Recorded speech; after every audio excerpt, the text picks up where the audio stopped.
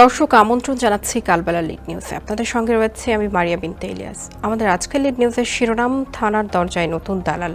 রিপোর্টটি করাচ্ছেন নাজমুল হাসান সাগর। এবার জানাবো বিস্তারিত। নতুন পদে দায়িত্ব নেওয়ার পর পুলিশ প্রধান থেকে শুরু করে থানার ওসি পর্যন্ত সব কর্মকর্তাই থানাকে সেবা প্রতিষ্ঠান হিসেবে গড়ে তোলার প্রতিশ্রুতি দেন। পুলিশ ও জনগণের সম্পর্ক বৃদ্ধির ওপর গুরুত্ব আরোপ করে থাকেন তারা। কিন্তু থানায় পুলিশ জনতার সেতুবন্ধনের মধ্যে প্রভাবক হয়ে প্রতিবন্ধক হিসেবে কাজ করে আরেকটা শ্রেণী, যারা দালাল হিসেবে পরিচিত। গত বছর সরকার পতনের পর থানাগুলো এসেছে পুলিশের নতুন মুখ। তবে আগের মতোই প্রতিবন্ধক হিসেবে থেকে গেছে দালালদের দৌরাত্ম্য। অবশ্য মুখ বদলেছে তাদেরও। RICL TMX, যুগের পর যুগ স্থাপনা থাকে মজবুত। গত বছরের 5 আগস্টের ধাক্কার পর থানাগুলোর নতুন কার্যক্রমেও যে পুলিশ জনতার সম্পর্কের মধ্যে দালালদের দেয়াল রয়েছে, তা ঢাকা মহানগর পুলিশের ইন্টেলিজেন্স অ্যান্ড অ্যানালাইসিস বিভাগের এক প্রতিবেদনে উঠে এসেছে। ডিএমপির এই উইং গোপনে ঢাকা মহানগরের দায়িত্বরত পুলিশ সদস্যদের কার্যক্রম নজরদারি করে থাকে এবং সরাসরি পুলিশ কমিশনারের কাছে প্রতিবেদন দেয়। আইএডির প্রতিবেদন বলছে, ঢাকা মহানগর পুলিশের 50টি থানায় 213 জন নতুন দালাল সক্রিয় রয়েছে। তালিকা ধরে এসব দালালের বিরুদ্ধে ব্যবস্থা নিতে ডিএমপির 8টি ক্রাইম বিভাগের উপকমিশনারদের নির্দেশ দিয়েছে ডিএমপি সদর দপ্তর। ওই প্রতিবেদনটি ধরে কালবেলার পক্ষ থেকে কয়েকটি থানায় সরজমিন অনুসন্ধান করে নতুন দালালদের অপতৎপরতা তথ্যের সত্যতা মেলে। 26 মে রাত প্রায় 9টা মোহাম্মদপুর থানার সামনে বাতিগুলো না জ্বালানোই বেশ অন্ধকার। থানার মূল ফটক ও আশপাশের এলাকায় 4-5 জন করে মানুষের বেশ কয়েকটি দল, যাদের সবাই কথা বলছিলেন ফিসফাস করে। আশপাশে অপরিচিত কাউকে দেখলেই আলাপ থামিয়ে স্থান পরিবর্তন করার চেষ্টায় ছিলেন তারা। এক পর্যায়ে একটি জটলার সবাই ঢুকে গেলেন থানার ভেতরে। পুরো দল থেকে 3 জন ঢুকলেন একটি কক্ষে, বাকিরা বাইরে অবস্থান করছিলেন। সেখানে কথা হয় তাদের একজনের সঙ্গে। তিনি বলেন, আমার ভাগিনাকে নারী ঘটিত ঝামেলায় 40 ফিট এলাকা থেকে ধরে নেচ্ছে পুলিশ। আমরা থানার কিছু বুঝিও না, কাউকে চিনিও না, তাই এলাকার একজন মুরব্বীকে নিয়ে এসেছি। উনি সব কাজ করে দিচ্ছেন। তিনি এলাকার প্রভাবশালী ও বিএনপি করা লোক। আশা করি দ্রুতই ছাড়া পাবে ভাগিনা। নাম পরিচয় জানতে চাইলে অনাগ্রহ দেখান তিনি। একটু পরই বেরিয়ে এলেন আহসানুল্লাহ নামের সেই মুরব্বী। থাকেন বসিলা 40 ফিট হাউজিংয়ে। ধরে আনা আসামির স্বজনদের অনুরোধ ও পুলিশের ডাকে থানায় এসেছেন। নারী ঘটিত ঝামেলার বিষয়টি মীমাংসার চেষ্টা করছেন। কত টাকায় মীমাংসা হলো এমন প্রশ্নের জবাবে তিনি বলেন, বেশি টাকা লাগে নাই, বিষয়টি মোটামুটি মীমাংসা হয়েছে। রাত 10:30টার পর বন্ধ করে দেওয়া হলো থানার মূল ফটক। ততক্ষণে বাইরে জটলা বেঁধেছে আরও। এমনই একটি জটলায় 4-5 জন উর্দু ভাষাভাষী নারী পুরুষ। তারা থানার সীমানা প্রাচীরের গ্রিল ধরে ভেতরের দিকে মুখ করে কুতুব ভাই নামে একজনের দৃষ্টি আকর্ষণের চেষ্টা করছিলেন। সঙ্গের এক যুবকের কাছে জানতে চাওয়া হলো, কুতুব কি পুলিশের লোক? জবাব দিলেন, না, ওই ভাই পুলিশ না, উনি আমার লোক। ভেতরে আমাদের লোক আছে, তাই ওনার হেল্প নিচ্ছি। কুতুব ভাই কি লোক ছাড়িয়ে নিতে সহায়তা করছেন? এমন প্রশ্নে কিছুটা ইতস্তত বোধ করলেন জটলার একজন। তখন পাশে থাকা এক নারী বলে ওঠেন, আরে না, আমরা সামনে দেখলাম তাই ডাক দিয়েছি। কিছুক্ষণ পর কুতুব নামের সেই ব্যক্তি এসে জটলার সবার উদ্দেশ্যে বললেন, আমি অনেক চেষ্টা করছি, দেখি কি হয়। আটক ব্যক্তির নামে মামলা না থাকলেও বিষয়টি সহজ হইব না।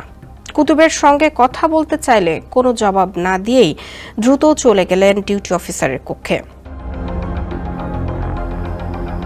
মোহাম্মদপুর থানা পুলিশের সদস্যদের কাছেই জানা যায়, মুরব্বী পরিচয় দেওয়া আহসানুল্লাহ ও কুতুব এলাকায় কিছু ঘটলেই থানায় যাতায়াত করেন। পুলিশের 2 জন সদস্য জানালেন, থানা এলাকার বিভিন্ন জায়গা থেকে আটক ও গ্রেপ্তার করে আনা আসামিদের ছড়াতে, মামলা করতে বা তুলতে তারা নানা তদবির করেন।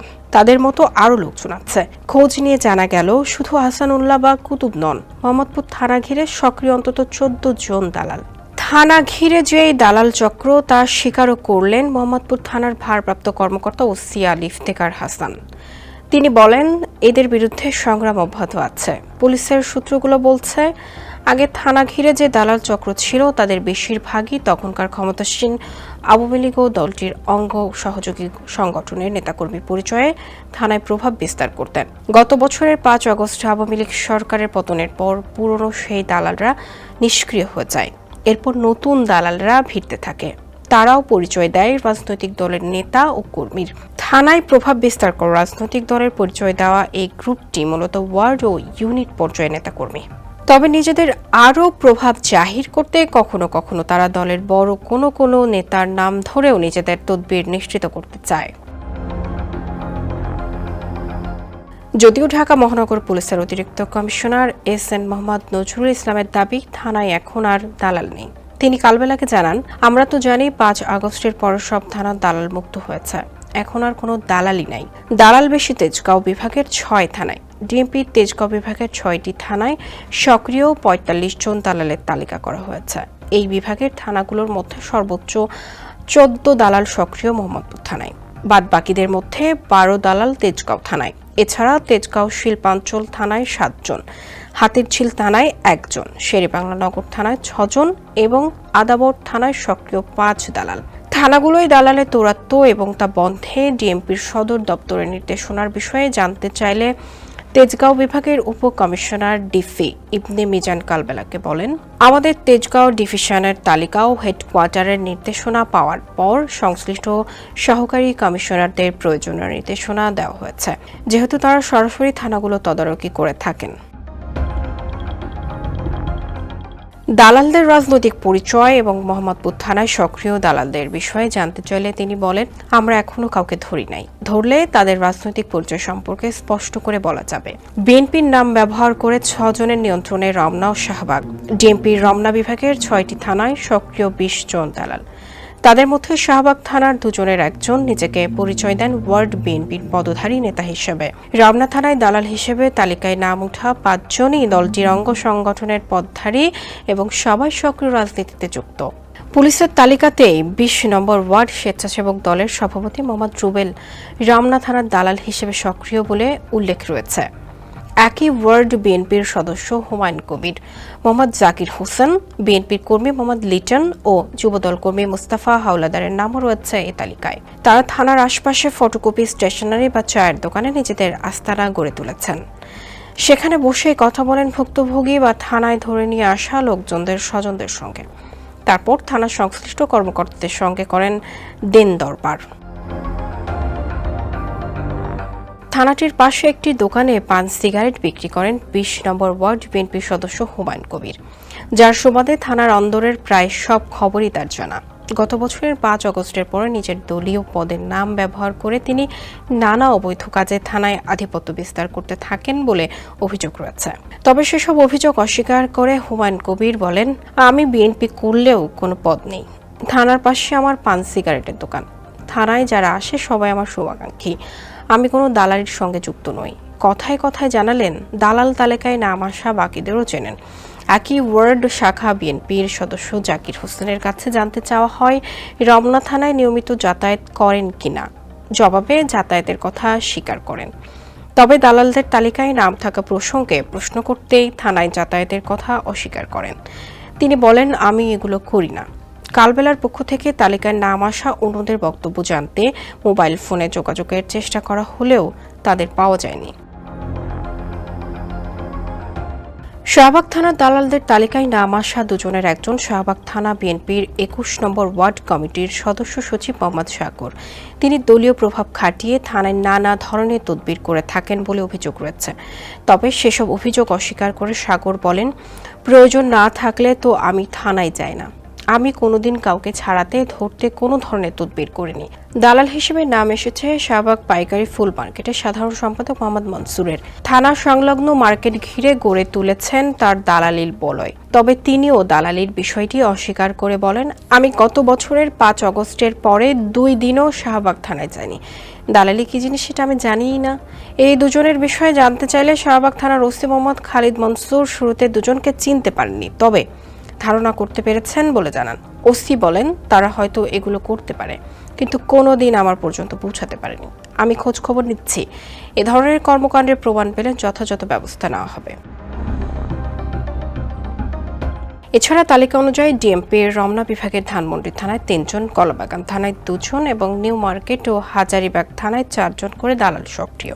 এসব দালাল ও ডিএমপির সদর দপ্তর নির্দেশনার বিষয়টি অবগত আছেন বলে জানান রমনা বিভাগের উপকমিশনার মাসুদ আলম। তিনি কালবেলাকে বলেন, এগুলো আপেক্ষিক কাজ।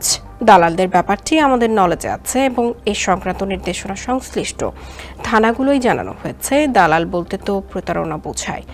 তারা টাকা পয়সা নিয়ে থানায় নানা কাজ করে। যদিও বর্তমান প্রেক্ষাপটে এ ধরনের সুযোগ নেই, তবুও কেউ করে থাকলে আমরা ব্যবস্থা নেব। বাকি 6 বিভাগের মধ্যে বেশি দালাল লালবাগের 6 থানায়। ডিএমপির লালবাগ বিভাগের 6টি থানায় সক্রিয় 38 দালাল। এর মধ্যে 10 জন রয়েছে কামরাঙ্গীরচর থানায়। এছাড়া বংশাল থানায় 4 জন, সূত্রাপুর ও কোতোয়ালি থানায় 7 জন করে এবং চকবাজার ও লালবাগ থানায় 5 জন করে দালাল সক্রিয়। মিরপুর বিভাগের 7টি থানায় সক্রিয় 32 দালাল। এসব থানার মধ্যে মিরপুর মডেল থানায় 9 জন, ভাসানটেকে 4 জন, কাফরুল, দারুসালাম ও শাহালি থানায় 3 জন করে এবং পল্লবী থানায় 4 দালাল সক্রিয়। গুলশান ও ওয়ারী বিভাগে 6টি করে থানা রয়েছে। এই 2 বিভাগের থানাগুলোতে 26 দালাল সক্রিয়। উত্তরা বিভাগের 6টি থানায় 10 জন এবং মতিঝিল বিভাগের 7টি থানায় সক্রিয় 16 দালাল, যাদের নাম উঠে এসেছে ডিএমপির অভ্যন্তরীণ গোয়েন্দা বিভাগের প্রতিবেদনে।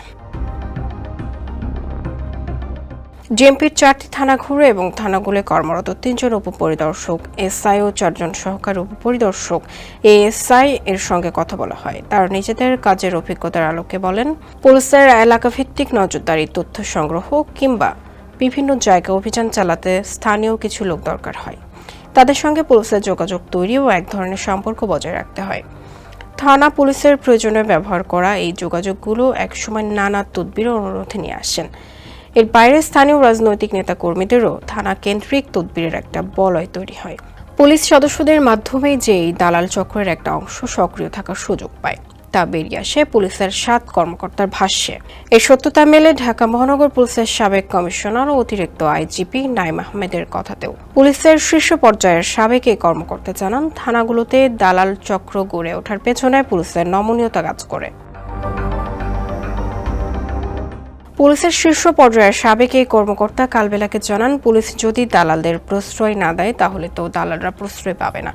দালালদের মাধ্যমে যেন কাজ করতে না হয় ও পুলিশ যেন তাদের প্রশ্রয় না দেয় সে ব্যবস্থা নিতে হবে। দালালদের মাধ্যমে থানায় কাজ করা উচিত নয়। থানাগুলো দালাল মুক্ত করা সম্ভব কিনা এমন প্রশ্ন ছিল সাবেক সচিব অতিরিক্ত আইজিপি নববিক্রম কিশোর ত্রিপুরার কাছে। একসময় পুলিশ সংস্কার ও পুলিশ প্রবিধানের এসব বিষয় নিয়ে কাজ করার সাবেক এই পুলিশ কর্মকর্তা বলেন, থানাগুলো দালাল মুক্ত করা কঠিন। এটা করতে হলে সুপারভিশন ও কন্ট্রোলিং কর্মকর্তাদের সদিচ্ছা আর কঠোর মনোভাব থাকতে হবে। থানাগুলো দালাল চিহ্নিত করে পোস্টার সাটিয়ে দিতে হবে দেয়ালে। দালালদের থানায় ঢুকতে না দেওয়ার ব্যবস্থা করা হলেই থানা হবে দালাল মুক্ত। ডিএমপির সাবেক কমিশনার নাইম আহমেদেরও মত একই ধরনের। তিনি বলেন, এজন্য তদারকি কর্মকর্তাদের কঠোর হতে হবে। দীর্ঘদিন ধরে পুলিশ ও জনতার মধ্যে সেতু বন্ধন তৈরির যে কথা বলা হয়, সেটি দালাল চক্রের কারণে ব্যাহত হচ্ছে বলে মনে করেন সমাজ ও অপরাধ বিশেষজ্ঞ ঢাকা বিশ্ববিদ্যালয়ের শিক্ষক ডক্টর তৌহিদুল হক। তিনি কালবেলাকে জানান, থানায় সেবা নিতে আসা ভুক্তভোগীরা এসব দালালের খপ্পরে পড়ে অর্থনৈতিকভাবে ক্ষতিগ্রস্ত হন। মামলায় নিরপরাধ মানুষের নাম ঢুকিয়ে কিংবা অপরাধীর নাম বাদ দিয়ে বাণিজ্য করা সহ নানা অপরাধ করে এসব চক্র। দুঃখের বিষয় হচ্ছে, এসব চক্রের সঙ্গে সরাসরি পুলিশের সম্পৃক্ততা থাকে। 5 আগস্ট পরবর্তী সময়ে থানাগুলো দালাল মুক্ত হবে এমন প্রত্যাশা ছিল, কিন্তু সেটি হয়নি। দর্শক, কালবেলা লিড নিউজ আজ এ পর্যন্তই।